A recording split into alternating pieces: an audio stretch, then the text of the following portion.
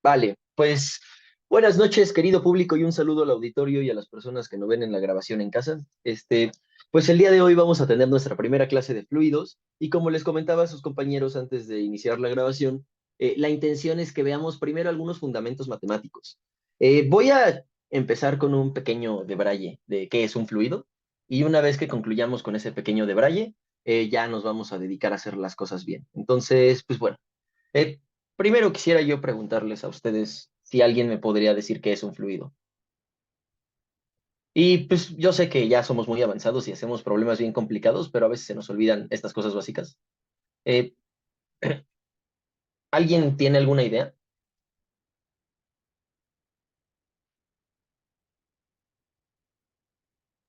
Pues algo que fluye, ¿no? Vaya, eso es correcto, ¿no? Algo que puede fluir, pero la intención es, pues, qué significa fluir, ¿no? O sea, tenemos que desmenuzar esas definiciones, pero es una buena forma de empezar. Definitivamente un fluido es algo que fluye, y eso es importante, porque hay cosas que no fluyen. Miren, aquí tengo, no sé, tengo una vela, así en un envase de vidrio, y esto claramente no está fluyendo. Hay gente loca que dice que los cristales son líquidos, pero no les hagan caso. Este, el punto es que, en efecto, un fluido tiene que fluir y entonces hay que encontrar alguna forma de definir eso. Porque ustedes, pues, tienen varias nociones, ¿no? O sea, vaya, si yo pinto una gelatina, voy a hacer un esfuerzo porque quede aquí decente la gelatina, y tienen como adornitos, ¿no? Ahí está más o menos una gelatina. Entonces, si yo pinto una gelatina, yo sé que si yo a una gelatina le doy un golpe, así, le doy un guamazo por acá, lo que va a hacer es que va a empezar a oscilar y va a vibrar durante un tiempo hasta que por pura fricción se detenga, ¿ok? Pero la gelatina no fluye cuando le doy un golpe, aunque sí se deforma. La gelatina es algo que nosotros llamaríamos un sólido elástico. Char. Mándeme. Entonces podemos decir que es algo que necesariamente está en estado líquido o en estado gaseoso. No, no, ahorita voy a llegar a la definición de fluido, todavía no empiezo, voy por cachos. Primero quiero ver cuál es la propiedad que hace que los fluidos sean distintos de la gelatina o de una plastilina, que es a lo que voy. Si ustedes agarran un cacho de plastilina, así una Play-Doh, pues ahora sí que este está más amorfo, ¿no? Imagínense que tiene volumen. Este, pues la plastilina, justamente como su nombre bien lo indica y su nombre proviene de ahí, ¿alguien sabe cómo se le llama a este tipo de sólidos que no son elásticos? ¿Deformables? Son deformables, por supuesto, pero hay una palabra que es plástico. Ah, no mames. Y entonces hay que primero distinguir la diferencia entre estas dos cosas. Una gelatina, ¿qué es lo que hace? Pues yo le doy un guamazo y permítanme, hago un diagramita. No mames, da muy chida esta clase. Muchas gracias. Este, y entonces, si yo hago un diagramita, quiero que piensen en dos cantidades. No las hemos definido, no las vamos a usar. Son cosas que se hacen en teoría de elasticidad y en cualquier libro de física general vienen. Se llaman esfuerzos y deformaciones. Por ahora, para simplificar ideas, simplemente quiero que piensen que un esfuerzo es como una presión, o sea, es aplicarle una fuerza a algo en algún lugar que va a hacer que se deforme. Y la deformación es qué tanto se estira. Entonces, una gelatina haría lo siguiente. En la horizontal voy a poner la deformación, que la voy a denotar con delta, y en la vertical voy a poner el esfuerzo, que voy a denotar con épsilon. Entonces, esfuerzo y deformación.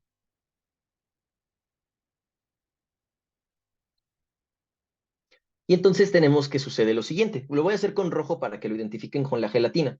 Lo que ocurriría es que yo hago un esfuerzo, o sea, yo empiezo a plantearle un poco de fuerza y la gelatina se va a deformar un poco. Pueden pensar que a lo mejor lo estoy empujando, que le estoy aplastando, pero va a cambiar su forma y va a cambiar su tamaño. Y entonces, al inicio, la relación va a ser más o menos lineal, es decir, es proporcional el esfuerzo a la deformación. Si llega un punto eventual en otros materiales distintos de la gelatina, porque la gelatina se rompe antes de que eso ocurra, como por ejemplo con la plastilina, hay un momento en el que ustedes ya no tienen que añadir mucha más fuerza para que se deforme mucho. No sé si han, por ejemplo, jalado un cabello y pueden arrancarse uno en este instante y probarlo, pero si un cabello lo jalan, al inicio les va a costar un poco de trabajo estirarlo, pero hay un punto en el que ya no tienen que hacer más fuerza y solito se sigue estirando y estirando y estirando. Ahí hace un pequeño cambio esta curva. Este, y entonces después de ese pequeño cambio hay un brinco. Si yo soltara aquí mi material, en ese puntito que acabo de marcar, lo que haría pues sería regresar sobre su propia curva y volver a su posición original. Pero si yo ya llego a estos límites, lo que empieza a ocurrir es que el material, en vez de regresar a su forma original, sí se regresa, pero no se regresa a la posición en la que estaba originalmente, sino que se queda con cierta deformación que le llamamos deformación residual. ¿Ok? Entonces, a esta primera región donde sí nos podemos regresar, le llamamos la región elástica. Región elástica. Por cierto, yo escribo feo. Si algo no se le entiende, por favor, corríjanme o pídanme que lo vuelva a escribir. Y se borró todo, ¿verdad? Ahí está. Eh, y además, la siguiente región, pues por analogía, supongo yo, van a saber que se le llama región plástica. Y es donde ya la deformación es de cierta manera permanente. La plastilina es un sólido bien, bien interesante, porque la plastilina no es elástica, no existe una región elástica para la plastilina. O sea, su región elástica es tan pequeña que no la podemos medir con aparatos macroscópicos. Lo que hace la plastilina es que en el instante en el que yo le induzco un esfuerzo y entonces creo una deformación, esa deformación es inmediatamente residual. Todas las deformaciones en la plastilina son residuales. Entonces, si yo a una plastilina le doy un guamazo por cualquier lado, lo que voy a hacer es generarle chipotes, no se va a regresar a su posición original. Aquí por eso le hice unos chipotitos, para que se piense como si aquí aplasto, la plastilina se va a quedar así para siempre. Y entonces, finalmente, nosotros tenemos un tercer objeto. Fíjense, la gelatina o los sólidos elásticos lo que hacen es que yo los empujo y regresan a su posición original. La plastilina o los sólidos plásticos, la propiedad que tienen es que yo los empujo y cuando los suelte, no se van a regresar a su posición original porque va a haber cierta deformación residual. Y ahora un fluido hace algo todavía más interesante. Quiero que se lo imaginen de la siguiente forma. Si ustedes chorrearan agua encima de su mesa e hicieran como un charquito de fluido, y voy a hacer un charquito, en la indicación de su charco. Y ustedes, por ejemplo, le pusieran el dedo en algún lugar y empezaran a arrastrarlo para acá. ¿Qué es lo que le ocurre al agua? ¿Alguien me dice?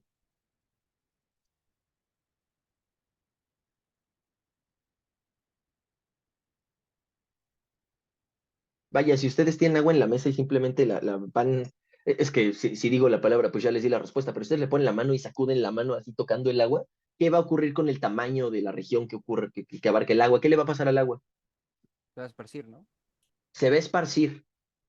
Y además, pues vaya, yo te pregunto, ¿necesitas hacer una gran fuerza para esparcirla? No. Necesitas, de hecho, te pregunto yo, la gelatina sí, perdón, la plastilina sí opone una resistencia a que tú la deformes. Si yo aplasto plastilina me va a costar tantito trabajo. Pero si tú le haces este esparcimiento al agua y así tú pones tu mano y la extiendes, ¿el agua se va a resistir de alguna forma que tú la sigas extendiendo? Pues no.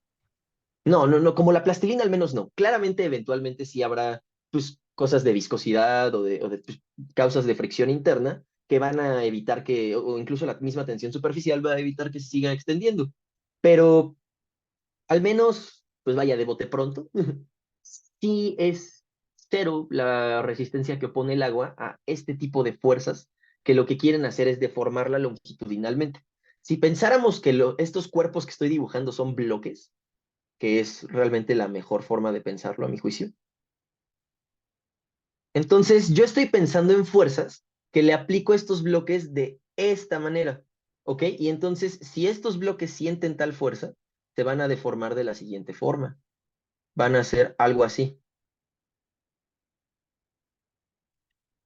En un momento, nada más déjenme, le ajusto el tamaño a esta cosa. Y Y entonces justo esto es lo que le pasa al rectangulito cuando yo le aplico esa fuerza. Se va a mover en ese sentido. Y este tipo de movimiento es muy familiar para ustedes, a juicio mío, pues porque la gelatina lo hace todo el tiempo. Si ustedes le dan una cachetada a su gelatina, va a sacudirse un poco y va a regresar. A la plastilina ustedes le hacen esto y la dejan de esta forma. Pero si un fluido le hacen esto, el fluido se sigue extendiendo y extendiendo y extendiendo y extendiendo. Entonces, bueno, a este tipo de acciones, o sea, a estos tipos de esfuerzos, que lo que generan es una tensión en el material que lo hace, pues vaya, aplastarse de esta manera, a este tipo de acciones le llamamos skew, ¿ok? Este es un verbo en inglés, pero que no tiene una muy buena traducción en español. Pero esta acción de hacerle esto a un objeto es tal cual la definición del verbo skew.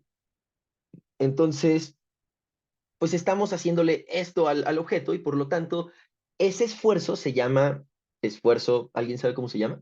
Antes de que yo lo diga, mejor. Un tipo de esfuerzo que le hace esto a un material.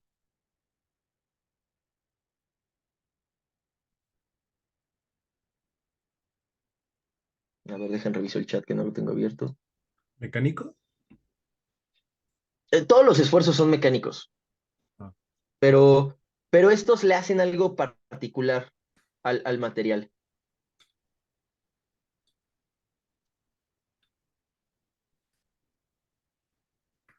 No es esfuerzo deformante. Algo así es que hay esfuerzo cortante también, ¿no? Ah, y esa es la que yo quería que me dieras. Es un esfuerzo cortante. O sea, dense cuenta que esto es lo que le hacemos cuando queremos cortar un material. Si yo tuviera un hilito delgado y lo quisiera cortar, el esfuerzo que yo le aplico es justamente presión en estos dos sentidos, ¿no? Para generar un corte. Porque si el material yo le diera dimensiones y fuera como un tubito y le aplicara este tipo de fuerzas, lo que estaríamos provocando es que el tubito se hiciera como algo así. A ver, ¿qué me digo? ¿Sí me explico? O sea, esta es la finalidad de un esfuerzo cortante.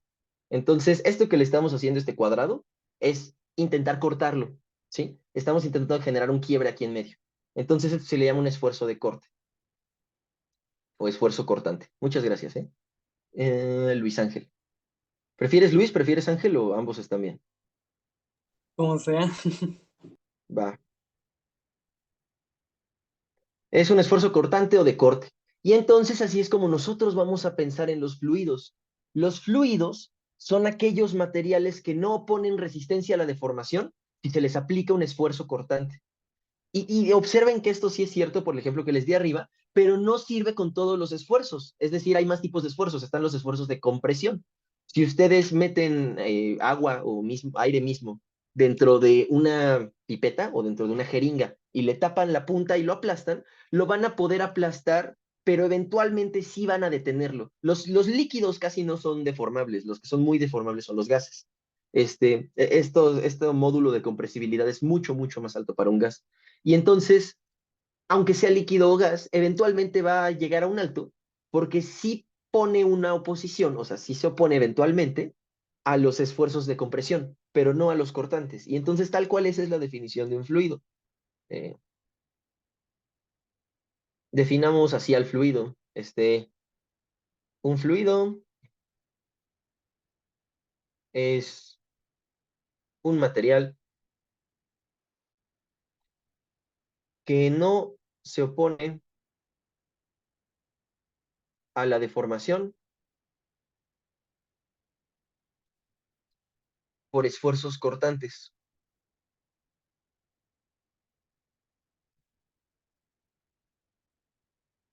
¿Está bien? Y esa es la definición que nosotros vamos a adoptar de fluido. Esta va a ser importante porque cuando empecemos con hidrostática, vamos a ver que la presión se relaciona con estos esfuerzos, la presión hidrostática se relaciona con estos esfuerzos, y si suponemos nosotros que el fluido está en equilibrio, eso inmediatamente nos tiene que decir que no puede haber esfuerzos cortantes, porque como está en equilibrio y tiene forma de oponerse a estos, pues no pueden existir, pero les haga sentido. Entonces, bueno. Este es nada más el pequeño debraye que quería hacer de fluidos. Quisiera platicarles nada más una cosa más de una hipótesis que vamos a suponer para poder estudiarlos, pero nada más es lo único del debraye que quería decirles y ya después empezamos con las matemáticas. Entonces, ¿hasta aquí hay alguna pregunta? Entonces podemos tratar a la arena como un fluido. No, justamente aquí esto que estoy diciendo es lo que nos va a decir que no. La arena, uff, qué buena pregunta. No les puedo platicar mucho de eso. Pero si hay algo que yo le digo más complicado que los fluidos, son los medios granulares. Los medios granulares hacen unas cosas loquísimas, loquísimas, loquísimas. Pueden googlear, por ejemplo, la ley de los frutos secos.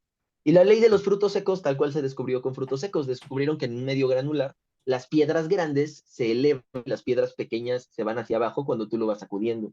Eso pues, son hechos interesantes. No, los medios granulares se estudian con modelos mucho más complicados, porque como son discretos, es decir, son partículas puntuales, son continuos, como lo que voy a platicar en unos instantes, eh, se complican mucho las ecuaciones porque ya no pueden ser ecuaciones diferenciales normalitas. Eh, pueden googlear el modelo abeliano de la pila de arena, si es que quieren. Y ese modelo lo que hace es que propone que las pilas de arena son lo que se llama en matemáticas autómatas celulares. Y eso más bien, pues es matemática computacional. Es muy interesante porque estos, o sea, el medio material, o sea, el medio continuo, como se le llama a la rama que involucra fluidos, medios elásticos y medios granulares, este, son complejísimos y justamente te pueden encontrar con cualquier rama de las matemáticas. Yo, geometría, con medios continuos, pero hay gente que justo hace como matemáticas computacionales y hay gente que hace álgebra. Está muy loco. Pero pues bueno, eh, gracias por la pregunta. Volviendo a la clase, la hipótesis de continuidad es lo que precisamente nos va a permitir nosotros utilizar modelos matemáticos para poder aplicarlos a los fluidos. Porque como lo acabo de mencionar ahorita, para la arena es muy evidente, la arena no es un medio continuo, es un medio discreto. Pero realmente los medios continuos, a partir de más o menos hace 100 años, sabemos que no existen. Digo, desde antes ya teníamos como determinadas confirmaciones, pero ya es básicamente un hecho que los átomos sí son de verdad. Eh, sería loco rechazar la existencia de los átomos. Pero entonces, bueno, si yo tengo aquí mi bloque de fluido, algo haciendo los trazos medio mal. Ahí está. Si yo tengo aquí mi bloque de fluido, pues yo eventualmente voy a poderle hacer suficiente zoom, así a un cacho muy chiquito. Esto claramente es totalmente no realista y estoy violando todas las leyes de la cuántica al dibujar lo que voy a dibujar. Pero ustedes le pueden hacer zoom y eventualmente, si suponemos que esto es agua, lo que van a ver son las moleculitas. Insisto en que estoy violando las leyes de la cuántica porque pues esto no se puede ver en el sentido estricto como lo estoy dibujando. Pero pues van a tener moleculitas de agua, ¿no? Que son más o menos así. Son bolitas con otras dos bolitas pegadas. Y entonces se van a dar cuenta que el medio realmente no es continuo, sino que todo esto es espacio vacío. Y que entonces tenemos partículas discretas que lo conforman. Si ustedes, por ejemplo, quisieran medir la densidad del fluido, y lo que hacen es tomar muestras de tamaños distintos, entonces va a ocurrir algo bien chistoso. Fíjense. Si yo considero la densidad medida como función del elemento de volumen que nosotros agarramos, pues bien, esto lo voy a poner en centímetros al cubo, y entonces por aquí está el volumen crítico, que si no mal recuerdo era 10 a la menos 9, y de aquí vamos para adelante. Entonces, antes de este volumen de 10 a la menos 9 centímetros cúbicos, bueno, vaya, ¿qué se imaginan que vemos cuando yo me fijo en 10 a la menos 9 centímetros cúbicos?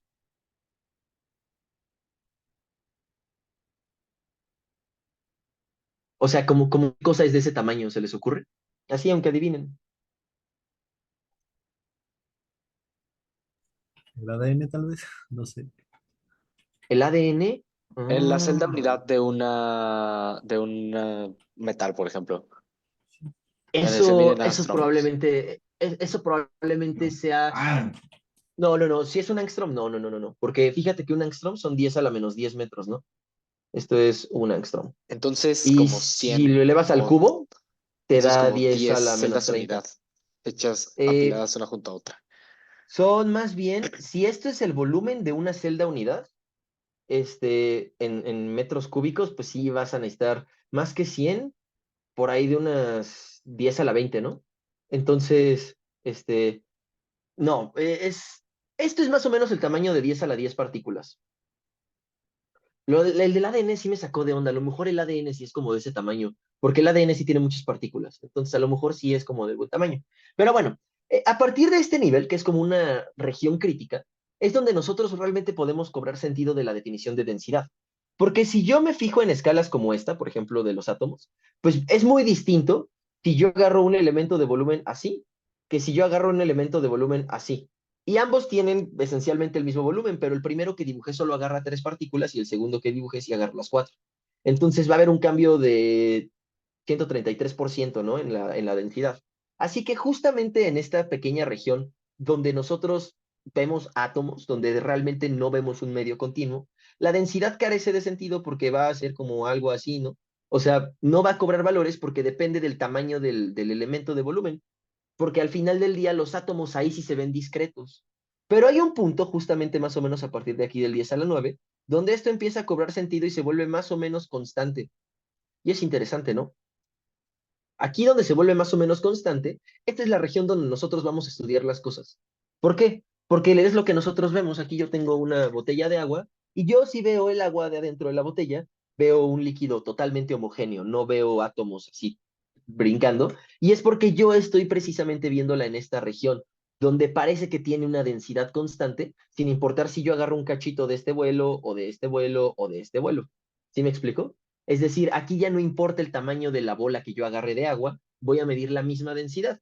Y bueno, eventualmente si llegamos a un límite, ¿no? Si nos fijamos en este fluido, pues yo voy incrementando el volumen de cachitos. A lo mejor primero agarré algo así, y después agarré algo así, y después agarré todo el cubo.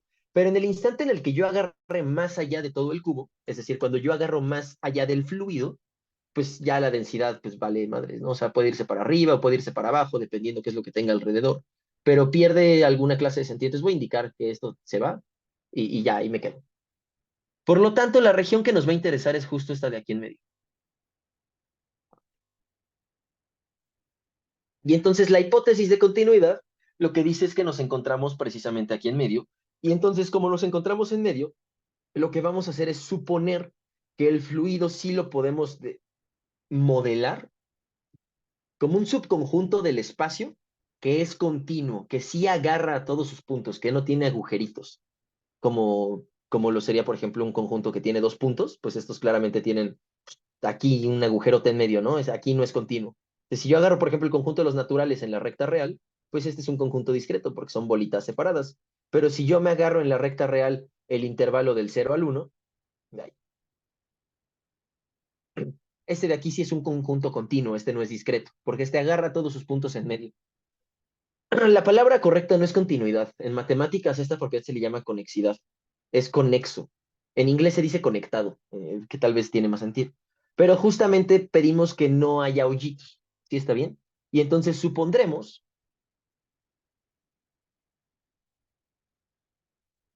que en la región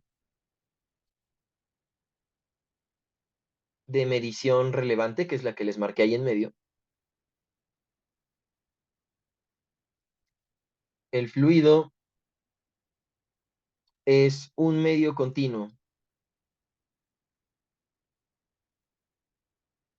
Y con eso me refiero a que no lo pensamos como hecho de átomos y moléculas. Y bueno, ahora sí ya acabó toda la cháchara. Veo que sí me están participando en el chat, perdón si me tardo en leerlo, pero sí, justamente, ¿no? Me encuentro una molécula. Entonces, pues bien, ¿alguna pregunta hasta aquí? Insisto, por ahora ha sido puro wiri wiri, solamente algunos preliminares para que tengamos un poquito de léxico en común ustedes y yo, y que me entiendan a qué me refiero cuando les platico las cosas. Pero por ahora, ¿alguna pregunta o todo bien? Todo bien. Todo bien. Ya saben, me pueden detener, me pueden interrumpir, no tienen que levantar la mano, pueden abrir el micrófono nada más. A menos que si haya otra persona hablando, pues ahí sí se esperan tantito, pero en todo caso no hay necesidad. Y entonces ahora sí vamos a empezar con un preludio matemático. Este,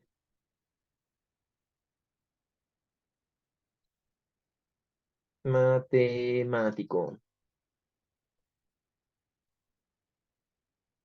Y básicamente lo primero que quisiera discutir es ver el volumen como un integral.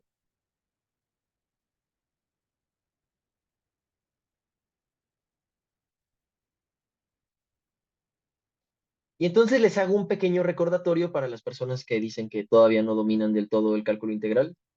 Eh, Si nosotros tenemos una función de una variable, les pregunto yo a ustedes, si yo escribo f, 2 puntitos a flechita b, ¿Todos vieron en la prepa qué significa esto? O más bien, la pregunta creo que debería ser al revés. ¿Alguien vio en la prepa qué significa esto? No significa que tiene dominio A y rango B. Exactamente, contra dominio más que rango, porque hay ocasiones, prefiero llamarle imagen al rango, perdón. Hay veces que la imagen es un conjunto más pequeño que todo el contradominio, pero sí, en efecto. Entonces, si f es una función de los reales en los reales, es decir, es una función de una variable,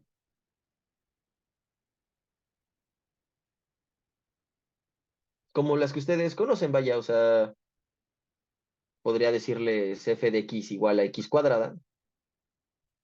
Y esto es lo que nos está diciendo aquí. La función se come un número real, que es esta x de aquí, y me escupe un número real, que es x cuadrada. Entonces sabemos que a cada número se le asocia su cuadrado, ¿no? Por este ejemplo particular. Entonces, f de RNR quiere decir que es una función de una sola variable. ¿Todo el mundo ha escuchado del conjunto de los números reales? Insisto, sin pena si no lo han escuchado. Es nada más para aclarar. Eh, las personas me ponen que sí. Si alguien dice que no, que ese es lo relevante, por favor, interrumpa. Pero bueno, si todo el mundo dice que sí, entonces, si f es una función de una variable, entonces su integral lo que intenta hacer es lo siguiente. Ahí, ahí está. Y ahí está. Perfecto. Pues f va a tener alguna clase de gráfica, por supuesto. A lo mejor su dominio no son todos los reales, a lo mejor es un poco más pequeño. Es esto de aquí. Y entonces lo que busca hacer la integral es el cálculo del área bajo la curva. Es decir, se fija en la región que encierra la curva por debajo, con las dos rectas verticales que yo puedo marcar en estos puntos. Y entonces el área bajo esta curva es lo que la integral busca calcular. Pero sí es importante recordar cómo es que eso se hace. Para proponer eso, lo que hacemos es que partimos el dominio en cachitos. No los voy a dibujar todos los cachos, pero voy a dibujar algunos cuantos. Y una vez que partimos el dominio en cachitos, aproximamos el área mediante rectángulos. Entonces hacemos algo así, algo así. Y entonces ya sea que lo aproximemos por abajo o por arriba, por ejemplo, aquí lo voy a marcar por abajo, pero pudo haber sido por arriba, o sea, pudo haber sido este rectángulo en vez del otro. Con todos esos en sucesión, yo lo que voy haciendo es ir aproximando el área de la curva. Voy a hacer algo así. Y entonces voy a tener unos rectángulos que me van generando la curva. Y conforme yo vaya refinando mi partición, es decir, conforme se hagan cada vez más chiquitos, yo voy mejorando esa aproximación. Entonces, fíjense que el área de uno de estos rectángulos pues es la base por la altura. La base, vamos a decir que tiene una longitud delta X. Voy a suponer que todas las delta X miden lo mismo, es decir, que todos estos cachitos son de la misma longitud. En mi dibujo no lo son, pero vamos a suponer que sí lo son. Y esta altura, la del rectángulo, pues es la función evaluada en algún punto aquí en medio. Les dije, puede ser el de arriba, puede ser el de abajo, puede ser cualquiera de en medio, de hecho. Al final las áreas convergen igual, es decir, al final me voy a acercar al mismo valor, no importa cuál de los puntos escoja. Pues esto es alguna f evaluada en un punto que le voy a llamar xy, donde y es un índice que me indica en qué intervalo estoy. Entonces, pues aquí yo me agarraría un x1, aquí un x2, aquí en mi intervalo el x3 de hecho está al extremo, ¿no? Este es x3, aquí me agarré un x4, y entonces ahí es donde voy evaluando la función para obtener las alturas de los rectángulos. ¿Sí está bien? Y por lo tanto, el área de uno de esos, de solamente uno de esos rectángulos, es f en xy por la base delta x. Este es el área de uno solo. Pero si yo quisiera aproximar el área de todo esto, pues lo que voy a tener que hacer es sumar estas áreas. Así que las sumamos desde la primera, y igual a 1, hasta la última, n. Otra vez, otra pregunta de interrupción. ¿Todo el mundo ha ocupado o ha visto notación sigma antes? Y si no, por favor, díganmelo. A ver, dejen reviso el chat. Dicen... y aquí, más bien mi pregunta es, ¿entienden lo que significa esta expresión de aquí?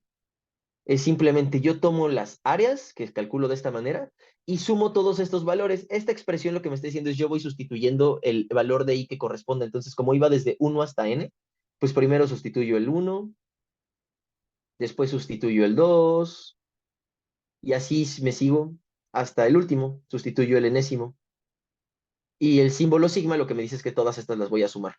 Y ya, ese es el significado de este símbolo. Es en donde diga i, yo voy a sustituir el índice que aquí me diga que vaya haciendo sucesivamente y después sumo todo. Entonces, yo hago esta aproximación y les estoy diciendo que es importante en esta aproximación considerar que conforme yo voy refinando la partición, es decir, conforme hago más angostos los rectángulos, es que voy obteniendo un mejor valor aproximado. Eso lo indicamos diciendo que es el límite cuando n tiende a infinito. También puede ser el límite, bueno, los voy a escribir los dos, uno arriba del otro, cuando delta x tiende a cero.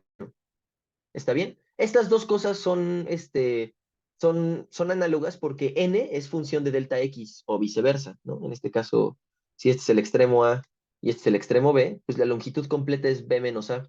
Y si yo lo quiero partir en n cachos, pues esta es la longitud de uno solo de esos cachos. Entonces yo puedo poner uno en función del otro. Y observen que en efecto, conforme n se va a infinito, delta x se va a cero y al revés. Si yo despejo y mando delta x a cero, n se va a infinito. Entonces, pues bien, cualquiera de estos dos son totalmente equivalentes, pero lo único que nos está indicando este límite es que estamos tomando rectángulos cada vez más angostos. Y entonces esto es lo que nosotros definimos como la integral de a a b de la función f. Dejen, recorro esto para mejor recorro esto. Donde a, pues es este punto de aquí, en el dominio, y b es este punto de acá. Es decir, quiero el área que encierra la curva dada por f entre la recta en a y la recta en b, y eso lo calculo tomando estos límites. Existe el teorema fundamental del cálculo y hay otros métodos que nos permiten calcular integrales de manera sencilla. No me voy a meter con eso, ya deberían, bueno, ya lo verán ustedes, ya sea que lo estudien por su cuenta o que lo vean en la escuela, pero el interés más bien aquí es que recuerden que esta integral yo la expreso como una suma de áreas de rectángulos. ¿Sí está claro? ¿Todo el mundo le parece familiar el recordatorio? Particularmente la gente que decía que no había visto mucho de integrales. Este, ¿Habían visto esto alguna vez? No, no, sí, sí. Híjole, Leonardo. Al principio te entendí no y al final te entendí sí. Sí, es que más o menos es así como. Es que no Ah, lo ok. había visto con la definición formal, pero sí lo había visto. Ah, ok. Muy bien. Pues esta es la idea, ¿no? O sea, solamente lo escribo de este lado para que lo tengan en cuenta. Entonces ahora quisiera yo brincar una dimensión. Vamos a considerar lo siguiente. Ahora sea f una función con dominio en R2 y contradominio en R. Aquí les hago un recordatorio. R2 simplemente quiere decir el plano cartesiano, es decir, así como R es la recta de los números reales, así tal cual, con el cero, pues R2 son dos rectas de números reales, una así y la otra parada, y entonces nos dan dos ejes, el X y el Y, y este es el plano cartesiano. Entonces nada más les voy a escribir la definición formal. R2, que esto es notación corta para referirnos al producto cartesiano de R con R. Esta es una operación de conjuntos que va a ser lo que voy a escribir ahorita. Pues lo que es el conjunto de las parejas ordenadas X, Y, tal que X y Y ambos son números reales. Esta operación de producto cartesiano se puede definir en general para cualesquiera dos conjuntos. A producto cartesiano con B simplemente es el conjunto que formo con las parejitas ordenadas de A y B. O sea, A minúscula es elemento de A mayúscula y B minúscula es elemento de B mayúscula. Entonces aquí R cruz R o R cartesiano R, lo que hace es emparejar, hace parejitas de números, ¿está bien? Y nuevamente, los recuerdo, esto simplemente es el plano cartesiano. Entonces, si yo tomo una función que se come dos variables y que me escupe una, es decir, f es de la forma f de xy igual a algún número z. ¿Está bien? Es decir, esta cosa se come dos números reales y me escupe un número real. Es facilísimo de dar algunos ejemplos de esto. Podemos pensar en f de x y de y, dada como x cuadrada más y cuadrada. Esta es una función de este tipo. Podemos pensar en g de x y de y, como la función x por y. Podemos pensar en h de x y y, dada por ahí les va, e a la x por el seno de y. ¿Está bien? Y todas estas son funciones de varias variables. ¿Me explico? Yo lo que hago es escoger una pareja de números, se los enchufo a esta regla de correspondencia y me da un número real, y ese es el valor de la f. Entonces, si yo intentara graficar esto de aquí, fíjense lo que me daría.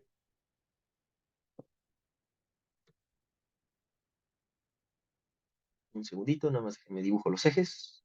Ahí está.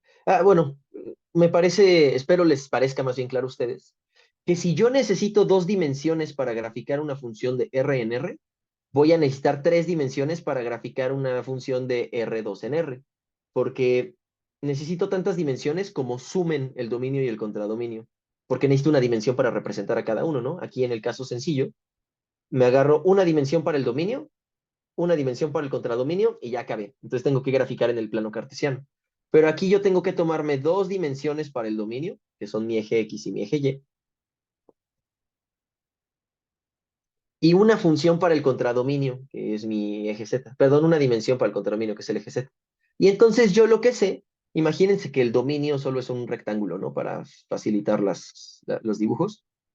Yo lo que estoy diciendo es que para cualquier punto en este rectángulo X, Y, hay un punto aquí arriba, que es f de X, Y, que corresponde bajo la función, es decir, que yo aquí agarro mi puntito en el dominio y a este le toca aquí arriba esta Z, este punto del contradominio. Y por lo tanto, si ustedes me están siguiendo, creo que no es muy complicado ver que esto tiene que dibujar una superficie. Es algo así, así como una sabanita. Entonces, esta superficie voy a intentar así, la rayo un poco para que se le vea la curvatura. Ahí está. A esta superficie, pues simplemente lo que estamos haciendo es asignarle valores en Z a cada punto X, Y, entonces estos van barriendo algo que pues, se ve como levantar el plano. Así como una gráfica de una función normalita de estas, de una variable. Se ven como agarro yo mis valores en el dominio y los levanto así hacia el contradominio, pues aquí abajo es lo mismo. Yo agarro valores en el dominio y los levanto al contradominio. Entonces voy a abrir GeoGebra y les voy a mostrar las gráficas de las tres funciones que acabo de escribir para que no haya, ninguna duda. Entonces, bueno, antes de que les muestre las gráficas, ¿alguien tiene alguna pregunta con esto que acabo de mencionar? Ya sea la definición de que una función sea de dos variables, la definición de R2, o por qué me da una superficie. Eso de A la todo el mundo le... superficie creo que fue lo único que no me quedó bien claro. O sea, ¿por qué te da esa forma de la superficie? O sea, esta forma particular yo la escogí de forma arbitraria. O sea, te puede dar superficies de muchas formas. Ahorita que les muestre GeoGebra, vamos a ver qué formas puede tener. Pero eh, tiene que ser una superficie necesariamente, porque piensa tú que tu dominio te da 2 grados de libertad. Es decir, tú te puedes mover sobre las X o sobre las Y. Y entonces, si tú te paras en la gráfica, lo que sea que ésta sea, vas a necesitar poder moverte en esos dos mismos grados de libertad a lo largo de la gráfica, en las X o en las Y. Y entonces necesariamente tiene que ser un objeto bidimensional. Si te imaginas un puntito aquí moviéndose, así como barriendo el espacio, así intentando colorearlo todo, pues lo que vas a hacer es justamente dibujar una curva que va haciendo el contorno como de la superficie, bueno, que va haciendo como la figurita. ¿Sí me explico? Porque te puedes mover en dos dimensiones, Sí, entonces puedes ir como coloreándola. ya va. Muy bien, gracias. ¿Sí? No, no hay de qué. Para los demás, ¿también todo bien?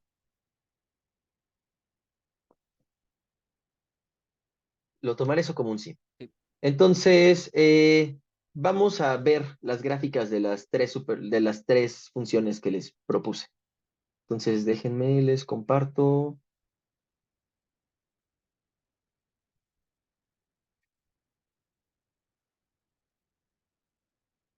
Ahí está.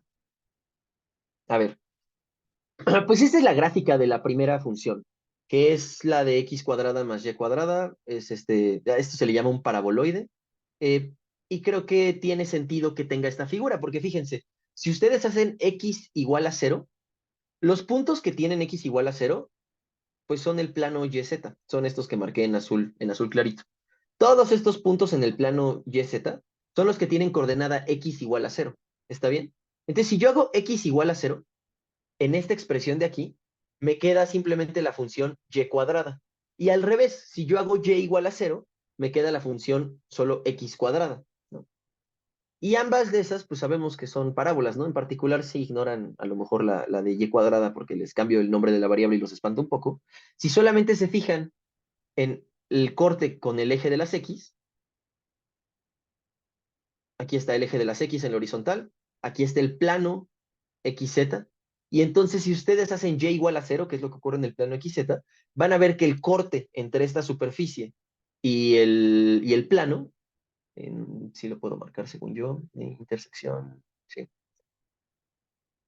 va a ser esa parábola que se acaba de dibujar. Fíjense, si despinto todo lo demás, ahí nos queda una bellísima parábola. ¿Sí está bien? Y eso simplemente es porque si yo hago en esta expresión y igual a 0, lo que me queda es una parábola. Si yo hago x igual a 0, análogamente, y ahora veo el otro corte, pues también tiene que ser una parábola, ¿no? O sea, no nos quedaría de otra. Eh, intersección, esto y esto, ahí se ve la parábola. Y es exactamente la misma parábola. Y eso se pueden imaginar que lo pueden ir haciendo en cualquier corte vertical. Y entonces esto les da la superficie de revolución que genera la parábola. ¿Está bien? ¿Cómo validamos que sí es una superficie de revolución? Pues si ahora nos fijamos en un corte constante, z igual a algo, es decir, si yo me fijo en ahora hacer esto igual a alguna coordenada en particular, si yo hago x cuadrada más y cuadrada igual a 1, por ejemplo, aquí escogí z igual a 1, pues aquellos puntos de la función que le pegan al 1 son donde se intersecan el plano y la parábola, y el paraboloide, perdón, y claramente eso es una circunferencia, porque la ecuación x cuadrada más y cuadrada igual a 1, espero lo sepan, les da una circunferencia radio 1. Entonces sabemos que los cortes horizontales de esta parábola, de este paraboloide, sí son círculos, sí lo son redonditos. Y por lo tanto, si yo ya conozco la sección transversal, que es esta parábola de aquí, y yo sé que tiene que girar a lo largo de un círculo para generar el paraboloide, pues ya tengo que es una superficie de revolución. Que creo que esas sí las ven un poquito en la prepa. Es nada más plática, para que le entiendan un poquito a cómo es que se obtienen los dibujos. Sí los podemos entender. Después les pinto las otras dos, esas sí son ligeramente más complicadas, entonces no me voy a interesar tanto por construir la grafiquita. Pero la que sigue era X por Y, que es esta superficie morada. A esto se le llama un paraboloide hiperbólico o una silla de montar. Y es paraboloide hiperbólico porque si yo obtengo cortes así, verticales, ahí se ve de hecho que esta silueta es una parábola. Pero si yo obtengo cortes horizontales, de hecho aquí se ve muy claro que esta silueta es una hipérbola y la del otro lado también. Esta, la de abajo, también es una hipérbola. Por eso es paraboloide hiperbólico. Y finalmente la última, ahí está, era e a la x por seno de y es esta. Nuevamente, pues fíjense, si hacen un corte en x igual a 0, esto simplemente les va a recuperar la gráfica del seno. Porque cuando x es igual a 0, e a la x vale 1. Entonces, como e a la x vale 1, solamente nos queda el seno de y. Y es justamente ese corte que se está viendo ahí. Esta es la gráfica del seno. ¿Sí está bien? Y nada más ahí tienen pues una más complicada. Si yo ahora hago un corte en el otro sentido, lo que voy a obtener es un exponencial. De hecho, ya ni siquiera tengo que hacer el corte. Ahí se ve el perfil claramente de un exponencial. Esto de aquí es una función exponencial. Y es porque si ahora yo hago y una constante, entonces el seno de, bueno, por ejemplo, si yo hago y igual a pi medios, entonces el seno vale 1. Y así pues, solamente nos va a quedar, y de hecho lo voy a dibujar para que no quede duda. Ahí está, y igual a pi medios. Nada más quito el seno. Y ahí en y igual a pi medios se ve que el plano azulito está cortando a la superficie rosa. Y si yo obtengo la intersección, eso me va a dar una exponencial así naturalita, la que ustedes saben la que ustedes conocen de sus clases de la prepa. Ahí está. Esa es la gráfica de e a la x. O sea, si ustedes la meten a GeoGebra e a la x, les va a dar esta curva exactamente. ¿Está bien? Entonces, pues bueno, insisto, solamente se los platico para que vean que sí podemos entender las cosas en más dimensiones a partir de los objetos en R1, en R2, o sea, las curvas normales, las gráficas de las funciones sencillas. Entonces, bueno, esto, insisto, solo es para ilustrar. ¿Pero queda claro? ¿Les parece ilustrativo? Pregunta Sebastián si existe una operación inversa. Imagino que te refieres a funciones inversas. Sí existen, por supuesto que existen. Solamente que para que una función sea invertible, tiene que ser biyectiva. Y resulta ser, muy lamentablemente, pero resulta ser que para que una función de todo R2 en R sea biyectiva, tiene que ser toda discontinua. Son bien locas. Entonces es complicado encontrar funciones que se puedan invertir. Es muy raro poder encontrar funciones que se puedan invertir, pero sí, sí hay funciones invertibles con dominio en R2. Pero bueno, ahí Pablo puso un XD. No estoy seguro de si el XD y el UI es porque no están entendiendo, pero díganmelo con confianza, pues, ¿se entiende esto de las superficies? No, sí, sí entiendo nada más que se me hizo chistoso que, bueno, no chistoso, sino, ay, no sé, es que lo usé de manera irónica en el XD, de o sea, inmediatamente dijiste biyectiva, dije, no, pues no, una función de dos variables no es biyectiva. Sí, sí, no, es muy complicado. Sí puede serlo, es loquísimo eso. Sí hay una biyección de R2 en R, pero es toda discontinua, o sea, no se puede dibujar porque son puros puntos a lo loco. Y esa sí sería invertible, pero pues no, ni siquiera es dibujable. Entonces, por ahora pensamos en que no hay funciones inversas. Pero pues bueno, sí, es lo que les decía Álvaro, que la verdad el último cacho de la clase sí va a ser puras matemáticas. Pero bueno, va a ser todo con motivación física. Volvemos ahora sí a lo que estábamos viendo. Decía yo, pues tenemos estos ejemplos y ya sabemos que nos pintan superficies. La intención es que nosotros podamos medir el volumen que hay debajo de una de estas superficies, así como en R2, en el caso sencillo de una sola variable, podíamos calcular el área debajo de la curva. Entonces ahora en vez de área bajo la curva, pensamos en volumen bajo la superficie. Eh,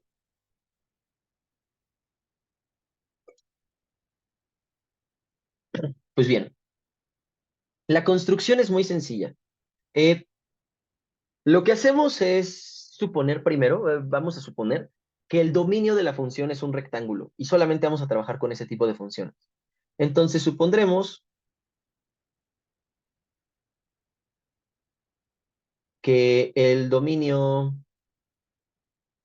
de f es un rectángulo. Y entonces este rectángulo que va a ser R, pues simplemente lo voy a ver como un producto de dos intervalos. Ahorita se los dibujo para que recordemos cómo es que estos funcionan. Pero pues bien, si yo pinto R2 con dos variables, y yo considero dos intervalitos, uno en cada eje, hay A, B, y acá C, D. El producto cartesiano les dije que es el conjunto de todas las parejas ordenadas que tengan el primer elemento aquí y el segundo elemento acá. Es decir, que las coordenadas en X tienen que estar dentro de esta franja roja que voy a marcar. ¡Ay! ¡Ah! La pluma enloqueció. Van a ser aquí adentro las coordenadas en X y las coordenadas en Y tienen que estar en esta otra franja que estoy marcando. Y por lo tanto el rectángulo sí es un rectángulo, o sea, sí es esto de aquí. Esto de ahí es R, ¿está bien? Es el producto de AB con CD. Y entonces es el dominio, aquí arriba ya lo dibujé, es el dominio rectangular. Lo que vamos a hacer para poder calcular el volumen debajo de la superficie es algo análogo al caso anterior. Se los platico así en 2 segunditos y lo escribimos.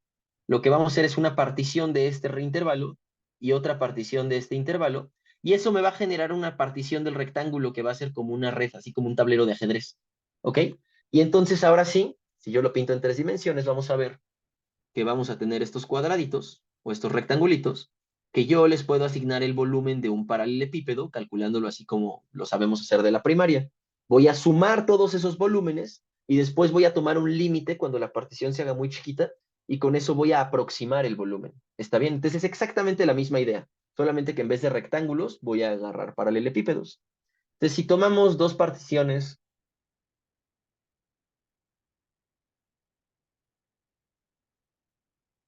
dos particiones. Una del primer intervalo, perdonen mis corchetes, son cuadrados. Y otra del segundo intervalo, eh, con longitudes delta X y delta Y. Entonces, se puede generar una partición de R, del rectángulo R, formada por cuadraditos. Le voy a poner subrectángulos.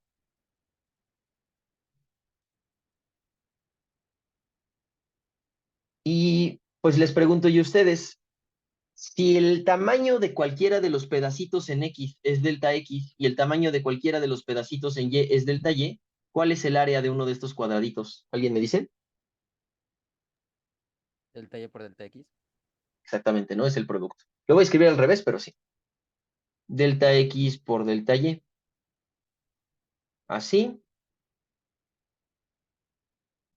Definimos la integral de la función en el rectángulo.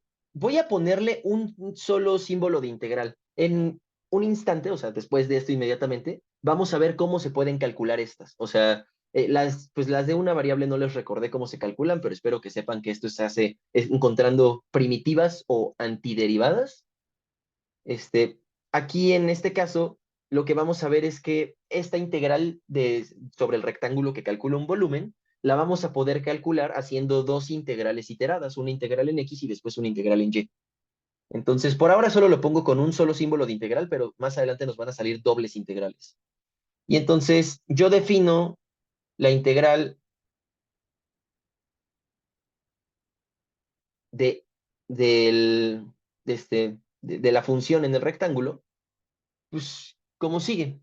Si el área de uno de estos rectangulitos que yo genero, permítanme, hago nada más un solo dibujo que contenga, de hecho voy a copiar y pegar el de abajo, ándale, este.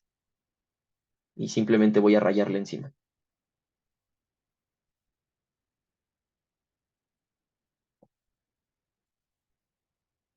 Si yo tomo solamente uno de estos subrectángulos, sí, esta es la franja en y esta es la franja en X.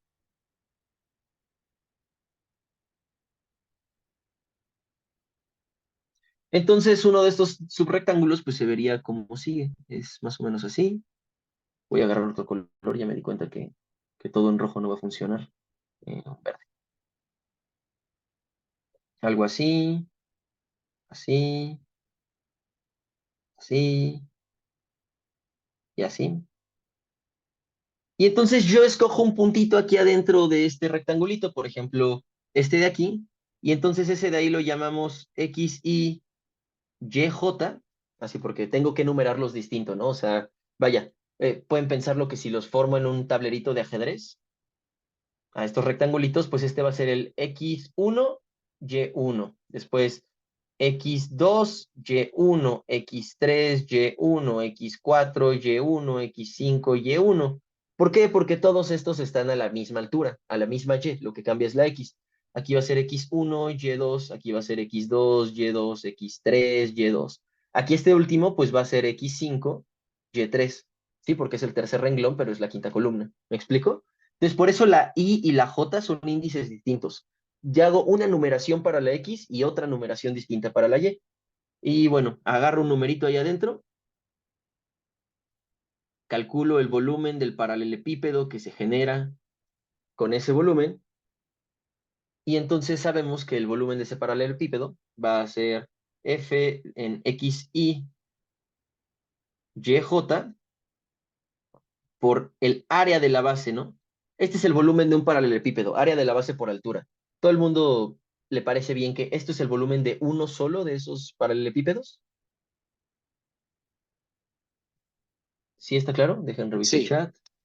¿A qué te refieres con Paralelepípedo, ¿verdad? Paralelepípedo es un cuerpo geométrico que tiene todas sus caras paralelas. En este caso, pues simplemente es un prisma rectangular.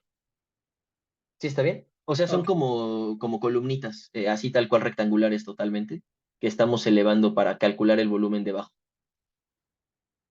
¿Sí está bien? Y pues bueno, el volumen de uno de estos primas es lado por lado por lado.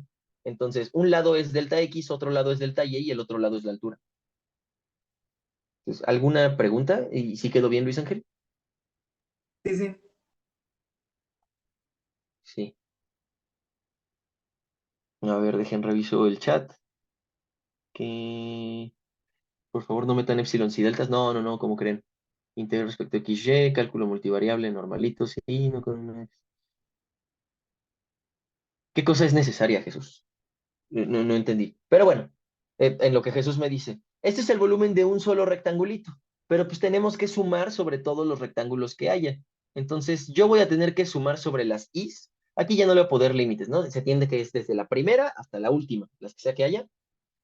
Y también una segunda suma sobre las Jotas, porque tengo que sumar sobre los renglones y sobre las columnas para poder considerar todos los rectangulitos. Si dejo, por ejemplo, J igual a 3 y sumo sobre todas las Is, lo único que voy a hacer es sumar todo el volumen en el tercer renglón, pero me faltaron todos los demás renglones, ¿me explico? O sea, solamente voy a estar sumando un cacho, por eso tengo que sumar sobre todas las Is y sobre todas las Jotas. Y entonces esto es un volumen aproximado, simplemente para poder concluir, lo que hacemos es que tomamos el límite cuando las particiones se hacen pequeñas. Entonces delta X tiende a 0 y delta Y tiende a 0. Y esto simplemente es la integral doble. Definimos la integral doble o la doble integral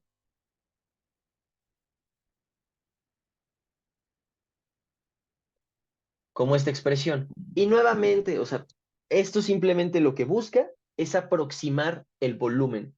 Es decir, vamos a calcularlo simplemente así. O sea, voy a enseñarles un método para calcularlo de forma sencilla, no con estas particiones. Esto simplemente es la definición, pero pues ahora sí que uno llega y después de escribir esto, pues nos preguntamos cómo rayos lo calculo.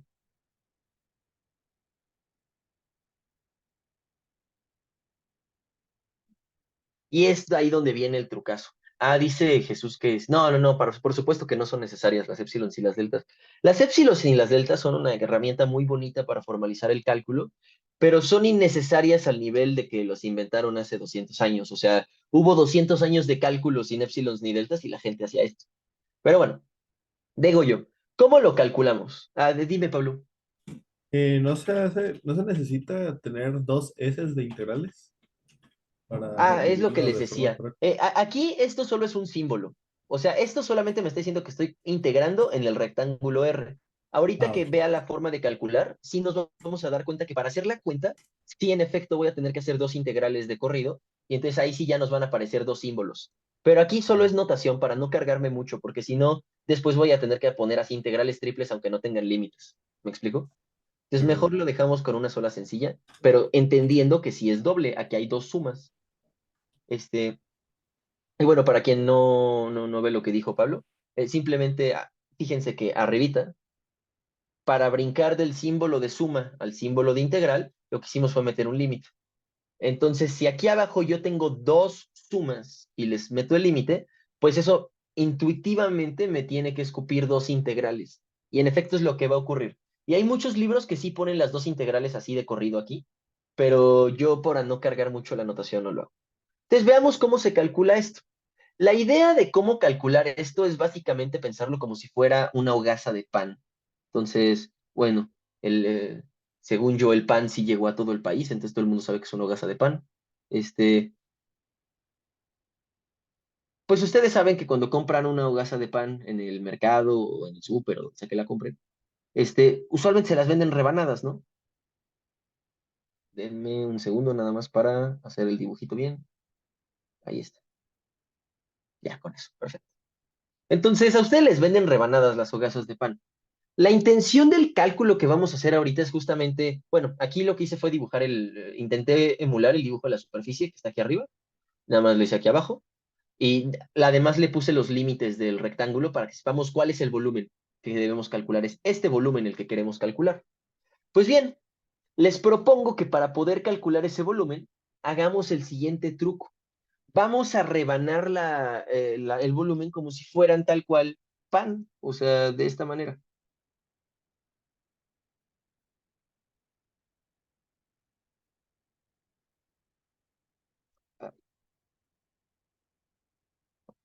Ahí está. Y entonces por acá nos queda el resto de la rebanada de pan. Y lo que quiero que vean es que yo esta rebanada de pan la puedo aproximar. Por cómo hice el dibujo, esto de aquí, espero estén de acuerdo, mide delta Y, ¿no? O sea, como es la partición de este lado, así la partición que va así, aquí arribita es la partición que va así, y entonces es la que parte al eje de las Y's, ¿no? Entonces por eso mide delta Y. Y, y el valor del área de esta cara yo lo desconozco, pero lo voy a llamar A como función de Y. Entonces, permítanme lo coloreo así. No, así no. Permítanme lo coloreo así.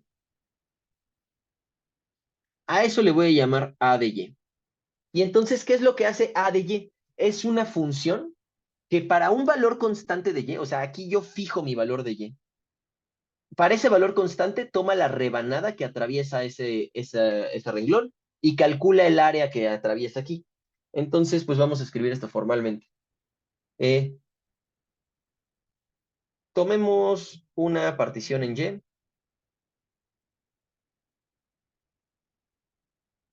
y definamos la función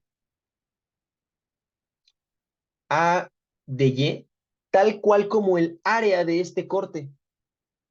¿Está bien? Es decir, es el área de este corte transversal. Pero observen que este corte transversal simplemente pues está en la superficie, ¿no? Entonces claramente es la función f. Si quieren a este y le voy a poner y0 para que se entienda que es un valor fijo, no es una variable. Este es un y0 que yo ya escogí. Entonces decía yo, ustedes van a tomar la función f y la que van a dejar variar es a la x, pero a la y la vamos a dejar fija. Si ustedes hacen eso, o sea, si ustedes dejan variar a la x, pero a la y la dejan fija, lo que hacen pues justamente es moverse en esta rebanada, en donde la y siempre es la misma y la x es la que va cambiando. Y entonces f de x, y0, esta es una función de una sola variable que nos da precisamente este corte transversal. Fíjense, lo voy a escribir. Voy a borrar esto porque ya me iba a lanzar yo a escribir tal cual cuánto vale a de y. Notemos que para cualquier valor fijo, dije, cualquier valor fijo de y igual a y0, la función de una sola variable, y esto es importante, esta es una función de las sencillas,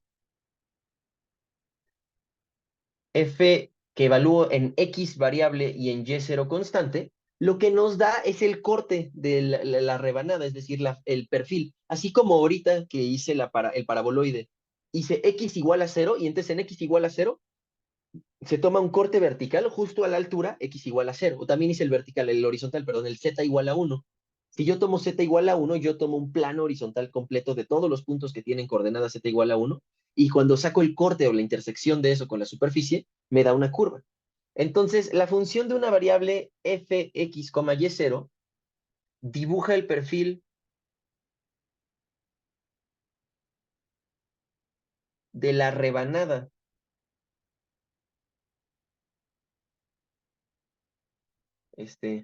Rebanada, pues lo voy a poner entre comillas, a altura y0. Es decir, que a la hora de que yo fijo un valor en y, yo corto esta rebanada justamente a esa altura. Y eso es lo que me dibuja esta f de x, y0. Porque yo estoy dejando la y0 fija, entonces yo solo estoy permitiendo moverme a lo largo de estos puntos que tienen todos la misma coordenada y simplemente permito variar la x. ¿Sí está claro?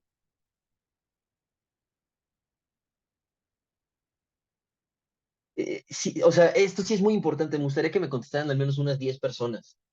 ¿Sí está claro que si yo tomo esta rebanada ¿sí me da este corte?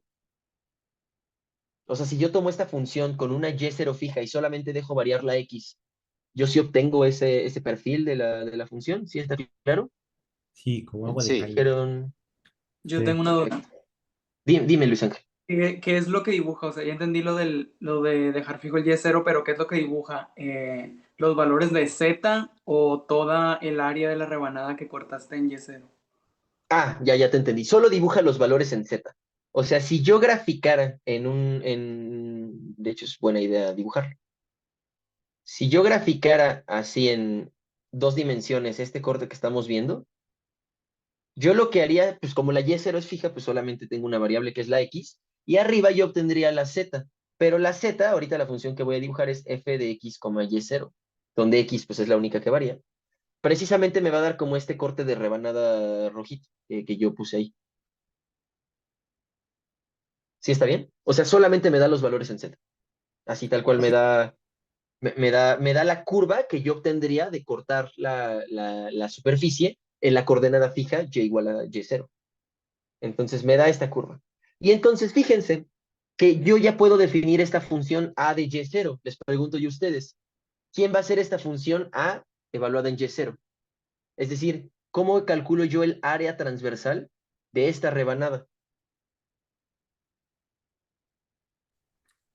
Integrando con respecto a X. Integramos respecto a X, exactamente. Si integramos respecto a X, yo obtengo el área A de Y, ¿no? Entonces, de esta manera,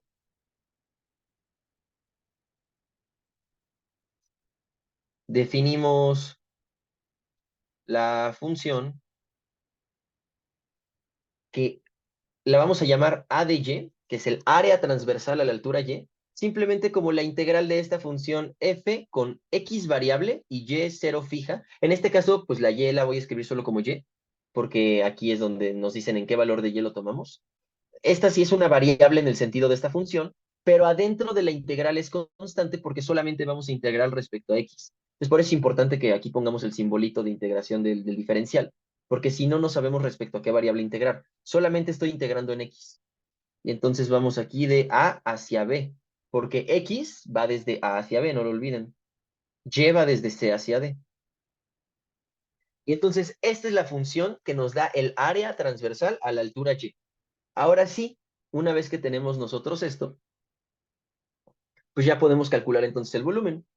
De este modo, el volumen de una sola rebanada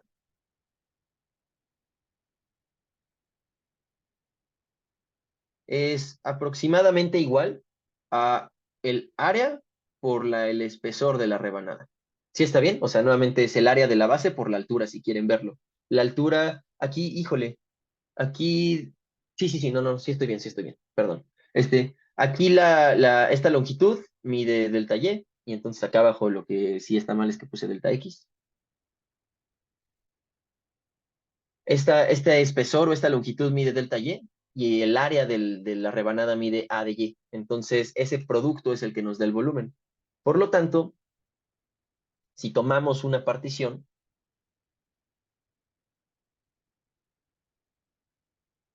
bueno, ya la tomamos, ¿no? Al sumar en la partición,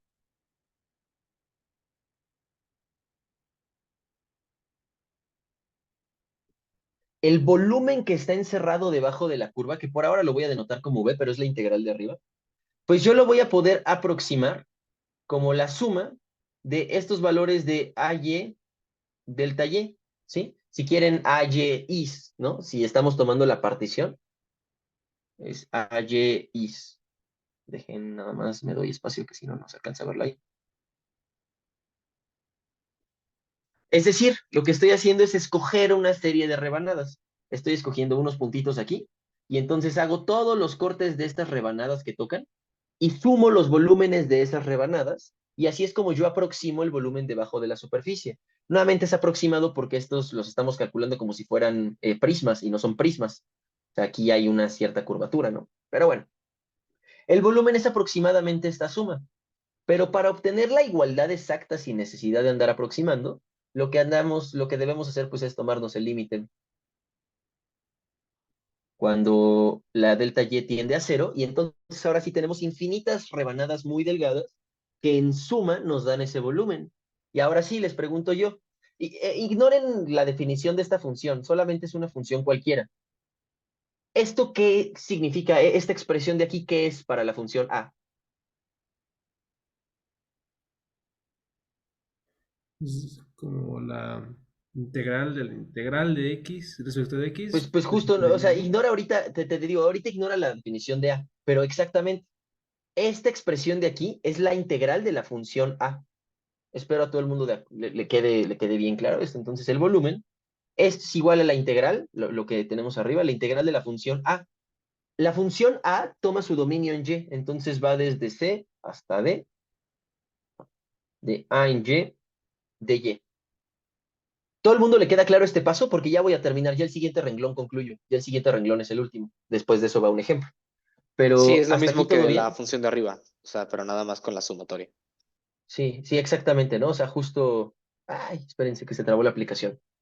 Luego le pasa esto a estas aplicaciones, como tienen que jalar muchos recursos porque este, están generando colorcitos y todo, se tardan un buen en reaccionar a veces. Eh, Permítanme, ¿saben qué? Mejor lo cierro y lo vuelvo a abrir porque si no se tarda más.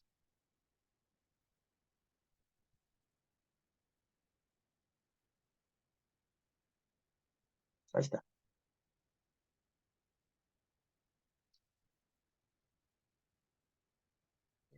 Muy bien. Entonces, reviso el chat. Dice Leonardo, creo que... Sebastián quiere que repita algo. ¿Qué repito, Sebastián? Con mucho gusto. Yo tengo otra duda, perdón.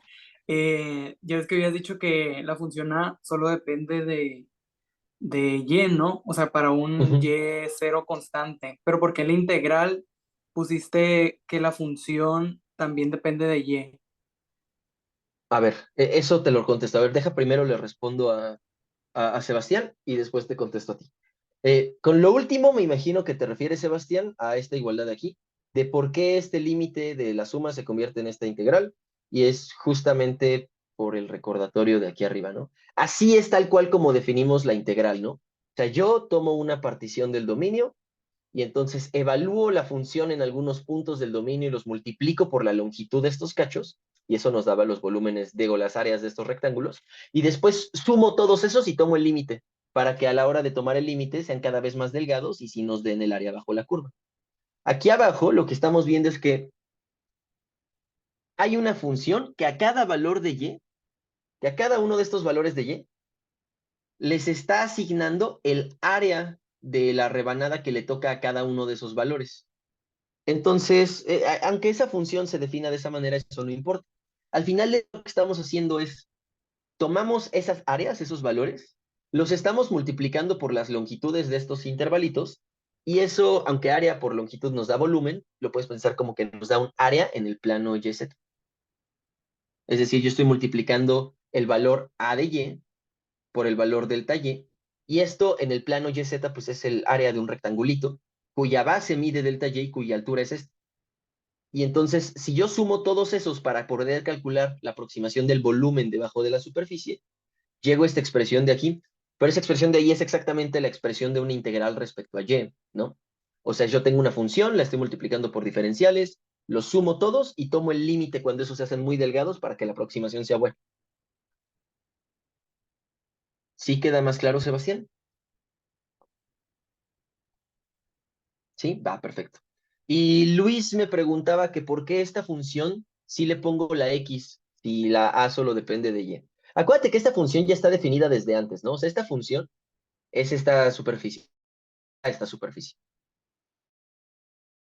No hay de otra. No hay de que yo pueda conocer cuánto vale esa función sin que yo le dé de comer dos números. O sea, si solamente le doy un número, no se va a poder. Porque solamente sabe calcularse con dos números. Me regreso aquí arriba. O sea, si yo aquí no te diera ambos valores, tú no podrías calcular esta suma, porque necesitas ambos para conocerla. Entonces, a fuerzas tienen que aparecer los dos. Ahora bien, ¿por qué el área solo depende de y? Porque cuando nosotros nos paramos en algún puntito aquí, en y0, le decíamos aquí en a de y0, y yo tomo mi corte transversal en A de Y0, mi rebanada de pan, y le calculo el área a esto, eso ya no depende de X, porque ya está considerando todas las X siendo barridas. Es decir, que si yo me regreso a este dibujo de acá atrás, para un valor fijo de Y0, acuérdate que f de X, Y0, lo que quiere decir es que la función yo le dejo la Y fija y solamente le dejo variar la X. Entonces, como la Y está fija, yo no me puedo mover en esta dirección. Solamente me puedo mover en esta dirección en el dominio. Y entonces, justamente, si yo tomo este corte donde solo me puedo mover en las X, pues yo recupero el perfil de la curva. Aquí está, este de aquí arriba, la intersección, que es lo que yo dibujé aquí abajo. Si tú integras esto respecto a X, es decir, si calculas el área debajo de esto, el área ya no puede depender de X porque ya la integraste. Es como aquí arriba. Aquí arriba la integral de una variable, esto no es una función de X, esto es un solo número. O sea, aunque lo de adentro sí dependa de X, yo te puedo escribir, no sé, X cuadrado del 0 a 1 respecto a X. Esto, si tú haces la cuenta, te va a dar 1/3. Pero justamente esto es lo importante, que aquí solamente tienes tú un número. Aunque esto aquí adentro tenga X, a la hora de que tú aplicas la operación integral, la operación o el operador de integral aplicado a una función siempre te escupe un número, que es un área. Entonces, aquí abajo, tú ya estás integrando sobre las X. Las X ya las olvidaste, porque aquí las X ya se comieron el área de acá. Entonces, ¿de qué depende el área? Solamente de en qué punto Y0 te paraste. Te estamos viendo que A en el punto Y0 tiene que ser la integral de esta función de aquí, que solamente es una función de una variable. La Y0 es una constante. Y entonces es la integral de la función de f de x, si quieres solamente depende de x. Y el Y0 me indica a qué altura estoy haciendo el corte, pero solamente eso. Y esto lo estoy integrando respecto a x, desde a hasta b. Esto es lo que vale a en Y0. Aquí lo único que hice fue quitarle el subíndice 0, pero es exactamente lo mismo. La y aquí puedes pensarla como que es constante desde el punto de vista de la integral. ¿Sí queda más claro, Luis Ángel? Ok, ya. Sí, sí, ya. Muchas gracias. Va, no hay de qué. Perfecto. Y pues bien, ya para concluir, pues yo digo, por lo tanto, este volumen de aquí, esta v, pues esta era la integral simple, ¿no? Bueno, la integral doble de la función f, pues, pero la integral que vimos arriba, como el volumen, es la que escribí yo así, f en xy de x de y. Y lo que estoy viendo es que esto lo puedo calcular como la integral de c a d de la función de área, esta de aquí. Pero esta función de área ya tiene esta definición de aquí arriba. La función de área es la integral de a a b de f en xy. Esta integral de adentro la estoy haciendo con respecto a x. Y si yo fuera muy formal, le tendría que poner unos paréntesis o algo así alrededor para indicar que esto que me queda, que es a de y, primero calculo esta integral y después lo vuelvo a integrar. Y la segunda integral ahora sí va a ser respecto a y, porque es esta integral de aquí. O sea, aquí todo esto es a de y. Y la integral de a de y se calcula respecto a y. Pero a de y en sí misma ya es una integral. Voy a ver un ejemplo de hacer el cálculo en un instante, o sea, lo voy a hacer aquí abajito. Pero ¿queda clara esta conclusión?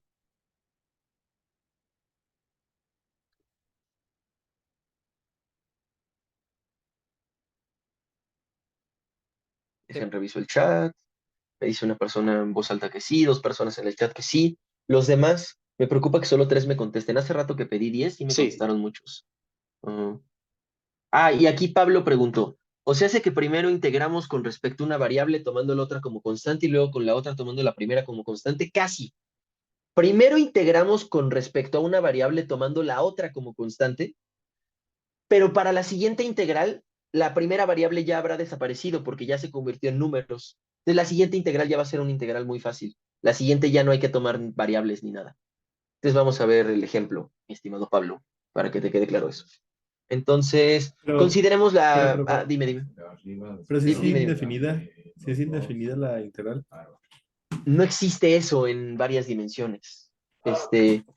O sea, no existen las antiderivadas en R2 o en R3, porque las derivadas en R2 o en R3 no se ven así. O sea, no, esto lo van a ver tal vez en Electro con otro profe, o sea, con otro entrenador. Pero si yo agarro una función que va de R2 en R3, perdón, de R2 en R, o sea, de dos variables, como la que voy a escribir ahorita aquí arriba, que es x cuadrada más y cuadrada. Esto, para derivarlo, fíjate que tú tienes dos variables, entonces podríamos derivar respecto a x o respecto a y. No espero que entiendan lo siguiente, no se preocupen, no tienen que saberlo para lo que vamos a ver conmigo. Pero si yo escojo una variable, lo que hago es lo que se llama una derivada parcial. Solamente, ahora sí, me tomo las otras como constantes. Me imagino que la y cuadrada es una constante y solo derivo respecto a esto. Y entonces esto me va a dar 2x. Pero así como lo hice con x, lo puedo hacer con y. Y esto me va a dar 2y. Entonces, esto de las derivadas parciales lo hace ambiguo porque hay varias derivadas de una función.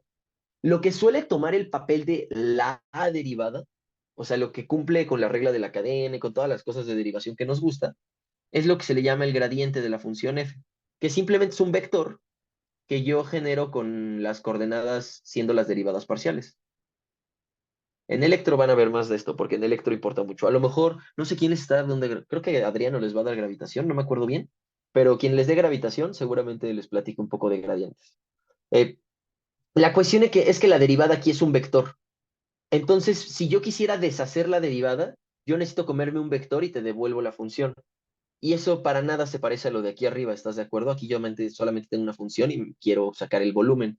Pero la derivada y la integral en R2 y en Rn en general, o sea, en n dimensiones, no se relacionan como en una sola dimensión. Es más complicada. O sea, no existen las integrales indefinidas, para pronto. Solamente existen en una dimensión. Jesús. Sí, no. no me lo contó, amigo. Esto es complicado. Estoy como cuando me enteré que no existe el producto cruz en dos dimensiones. Sí, no, ni en más de tres, ¿eh? El producto cruz existe solamente en tres dimensiones. Está muy duro eso. Dice Sebastián, ay, güey, mi mente. Sí. Está divertido esto, ¿no? Las matemáticas son muy lindas, pero bueno, vamos a Ahorita ver soy la el gatito que está gritando. Ándale, Como ese Choso. es un gran sticker. Soy el ¿Cómo? gatito choso. Sí, Ah, ándale. sí entendí. Me di a entender. Va. Entonces, consideremos f de x y y como x cuadrada más y cuadrada. Esta es la función que ya dibujamos hace rato, es un paraboloide, y entonces, bueno, de hecho, convendría hacer un dibujín. El dibujín no va a ilustrar mucho, solamente es para poder farolear un poco. Pues vamos a tener nuestro paraboloide. Quiero farolearles que esta cosa dibuja parábolas. Nunca, nunca sabré por qué, pero estoy eternamente agradecido de que esta cosa dibuja parábolas. Pues algo así se ve la superficie que dibujamos hace rato.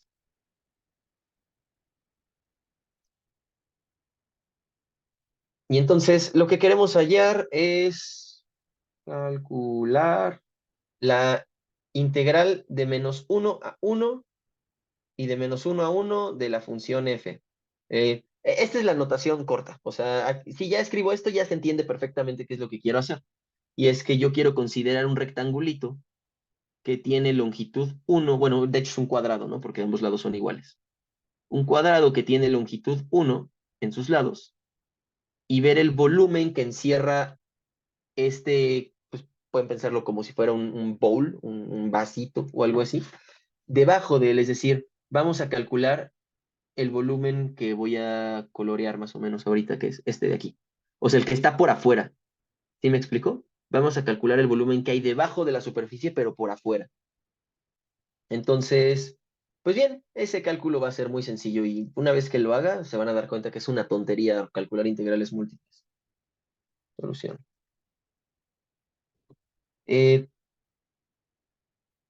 Tenemos que la integral sobre el rectángulo de f, esta es la versión más corta posible que hay de describir lo de arriba. Pues esto va a ser la integral de -1 a 1, de la integral de -1 a 1, de x cuadrada más y cuadrada, y realmente el orden de integración para rectángulos nunca importa, o sea, puedo integrar en el orden que se me antoje. Lo voy a hacer primero respecto a x y después respecto a y, pero les dejo como tarea moral que ustedes lo hagan al revés. Primero respecto a y y después respecto a x, y les va a dar exactamente lo mismo. Entonces, bueno, primero queremos resolver esta integral de adentro. X cuadrada más y cuadrada integrado respecto a x. Esto, pues lo que nos quiere decir es que la x es la variable y la y la vamos a pensar como una constante, como nos acaba de decir Pablo ahorita. Entonces, la y, como es una constante, Acuérdense que la integral de una constante respecto a x es igual a la constante multiplicando a x. Entonces, aquí, la integral de y cuadrada respecto a x va a ser y cuadrada por x. Y la integral de x cuadrada, ¿alguien me la recuerda?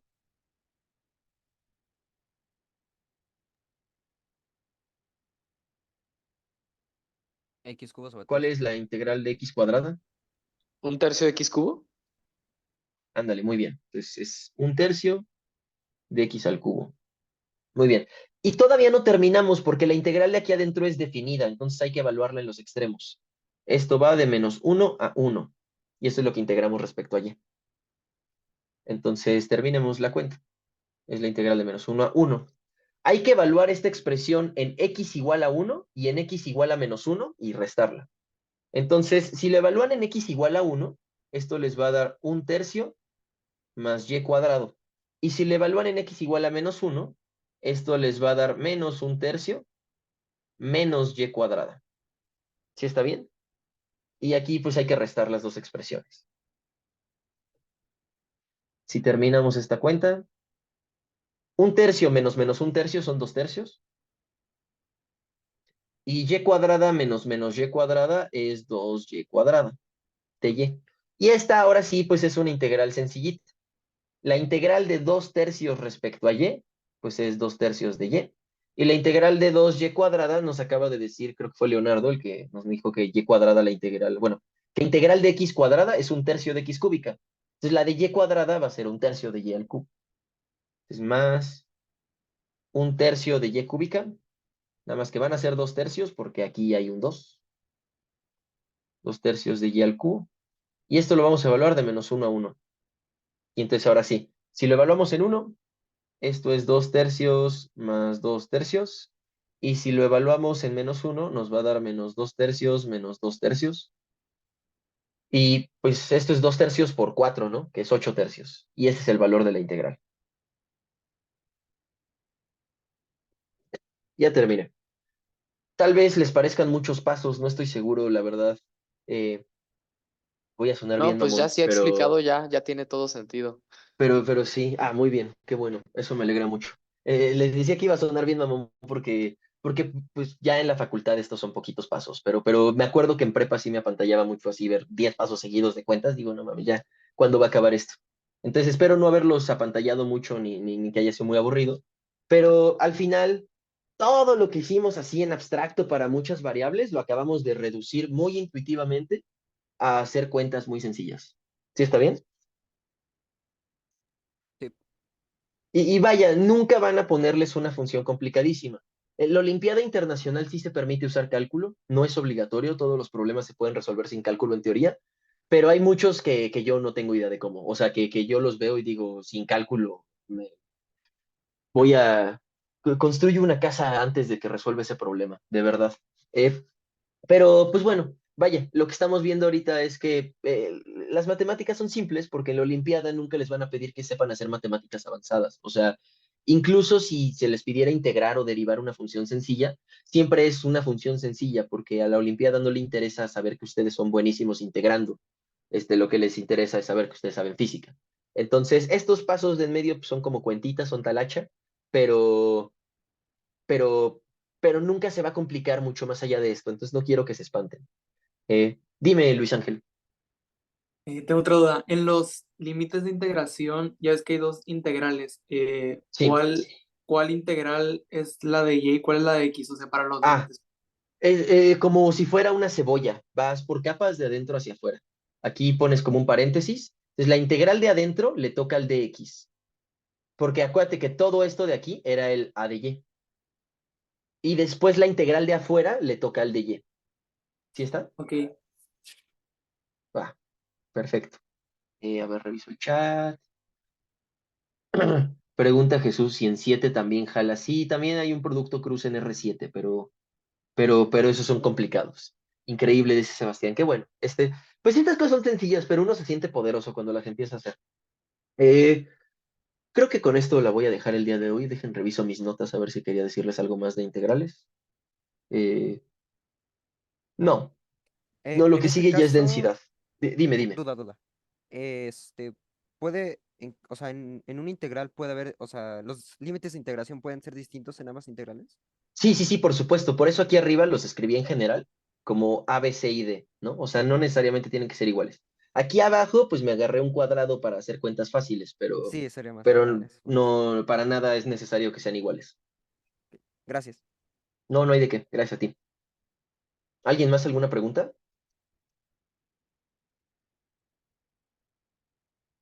Ok, pues muy bien. Eh, Creo que con eso le dejaré por el día de hoy. Todavía hay más cosas que ver, por supuesto. La siguiente vez hablaré de densidad eh, y hablaré de cómo es que las integrales múltiples se relacionan con la densidad para poder calcular la masa. Este, vamos a hablar de... A ver, estoy viendo mi nota. Y ya, bueno, una vez que acabe con densidad, ya vamos a empezar directo, presión. Y ya en cuanto hablemos de presión, ya vamos a empezar a hablar de física, de verdad. O sea, ya no van a ser matemáticas. No obstante, sí habrá un comentario más adelante de matemáticas justo hablando de presión, porque les voy a enseñar a calcular la fuerza neta sobre una superficie. Entonces vamos a ver cómo integrar encima de una esfera, por ejemplo, o encima de un prisma o encima de un cilindro. Eh, las integrales en la esfera son distintas a las integrales en el plano porque la esfera tiene curvatura. Entonces, un elemento de área de la esfera no se ve igual que un elemento de área del plano, como dx de y, sino que hay que meterle cosas extra que consideren esa ligera curvatura. Ya lo veremos con mucho cuidado, pero pues eso nos va a permitir hacer las definiciones que necesitemos. Todavía no estamos viendo fluidos realmente. Necesito ver densidad y presión para entender los conceptos básicos. Y ya que veamos densidad y presión, vamos a empezar con fluidos. Entonces, ¿alguien tiene alguna pregunta antes de que deje de grabar? Eh, Dice Sebastián que mi voz se parece al que dobla Veritasium. Nunca he visto Veritasium doblado, no sabía que lo doblaban. Ahorita lo escucharé. Pero bueno, parece ser que no hay preguntas. Les doy un segundito más, solo por ver si surge alguna. Voy a dejar de compartir y voy a dejar de grabar. Sin dudas, todo bien. Los demás espero que también. Eh,